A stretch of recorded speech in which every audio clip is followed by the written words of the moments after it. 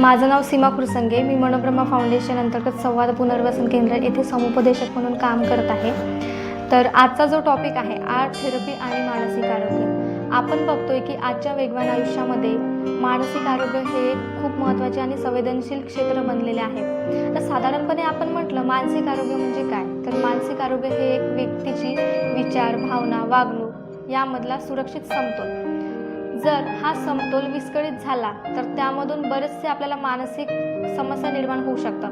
जसं ताण, तणाव, नैराश्य, आघात यासारख्या समस्या आपल्याला दिसून येतात. तर आर्ट थेरपी ही केली जातात. आता नेमकं बघू आर्ट थेरपी म्हणजे काय. आर्ट थेरपी ही एक उपचारात्मक पद्धत आहे ज्यात व्यक्तीची भावनिक, मानसिक, सामाजिक आरोग्याला चालना दिली जाते. उदाहरणार्थ चित्रकला, हस्तकला, रंगकौशल्य इत्यादी. या थेरपीमध्ये एक वेगळ्या पद्धतीची आपण त्यांना उपचाराला थेरपी म्हणून दिली जाते. त्यामध्ये मौखिक भाषिक थेरपीपेक्षा एक वेगळ्या पद्धतीने ती स्वतःची भावना व्यक्त करू शकतात आर्ट थेरपीमध्ये. आपण आता बघूया की मानसिक आरोग्य म्हणजे आर्ट थेरपीची भूमिका काय आहे. व्यक्तीचा ताणतणाव कमी करणे, व्यक्तीची आत्मजागरूकता वाढविणे, सकारात्मक बाजूने त्यांना विचार करण्याला प्रोत्साहन देणे, स्वतःची जे त्यांना भीती वाटते किंवा धडधड होणे किंवा अँझायटी किंवा त्याला ताण येत असेल तर त्या ताणाला कमी करण्याचं काम आर्ट थेरपी करतात. आणि आपण जर बघितलं ही थेरपी एक वृद्ध किंवा मग एक पर्टिक्युलर व्यक्ती नाही तर लहान मुलांपासून तर वृद्धांपर्यंत आपण त्यामध्ये वापरली जातात. आता या आर्ट थेरपीचा आपण इतिहास बघूया. ही आर्ट थेरपी मानसशास्त्र, उपचार आणि चित्रकला या त्रिकोणामधून ती विकसित झालेली आहे. 1940 मध्ये आर्ट थेरपी ही औपचारिक पद्धतीने ती वापरायला सुरुवात झाली. सर्वात प्रथम युनायटेड स्टेट, युरोप आणि ऑस्ट्रेलियामध्ये ती एक व्यावसायिक पद्धतीने वापरायला सुरुवात झाली. तर त्यानंतर आपण बघूया की आर्ट थेरपीचे बेनिफिट्स काय आहे आपल्याला. त्यामध्ये expression, feeling expression, self awareness, परत अँझायटी, स्ट्रेस मॅनेजमेंट आणि सोशल स्किल.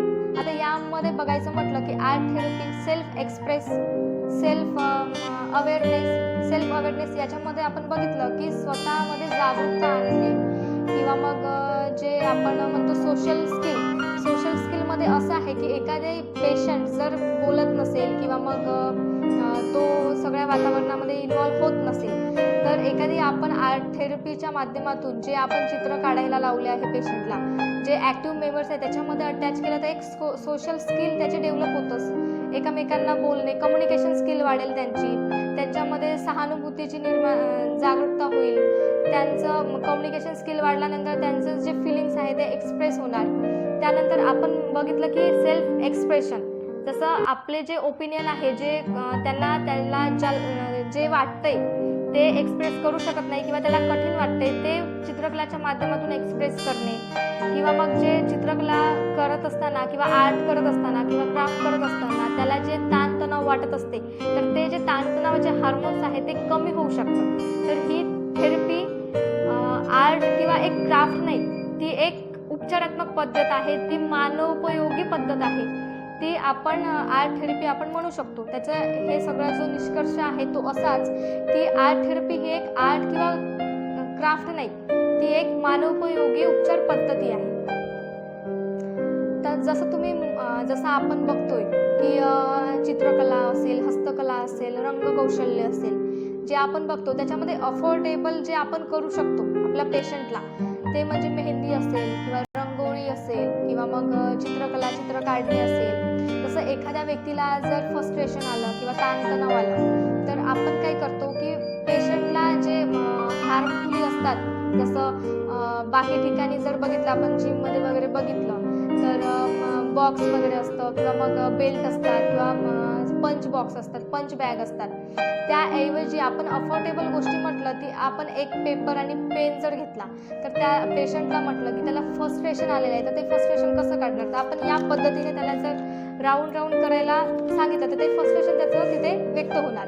परत त्याच जे आपण बघितलं याच्यामध्ये डिझाईन काढलेली आहे, त्यांनी राऊंडचं शेप दिलेला आहे, त्याच्यामध्ये आपण कलर जर फिल केला, कलर जर टाकलं त्याच्यामध्ये एक चांगला आर्ट त्याच पद्धतीने चिकन माती असेल, चिकन मातीला आपण वेगवेगळ्या आकारामध्ये मूर्ती करू शकतो किंवा घडवू शकतो. तर एखाद्या व्यक्तीला ताणतणाव किंवा खूप जास्त फ्रस्ट्रेशन आलं असेल तर मग ते चिकन मातीचं काहीही करू शकतात, हाताने मूर्ती बनवू शकतात किंवा वेगवेगळ्या पद्धतीनं. हे एक आर्ट होणार, परत ते मानसिक आरोग्यामध्ये उपयोगात बसणार.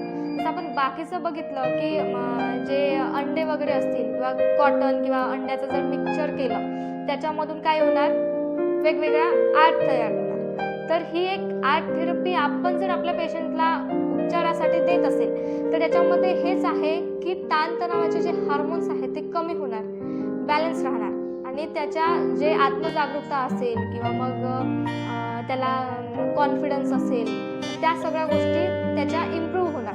तर ह्या आर्ट थेरपीमध्ये या सगळ्या गोष्टी आहेत.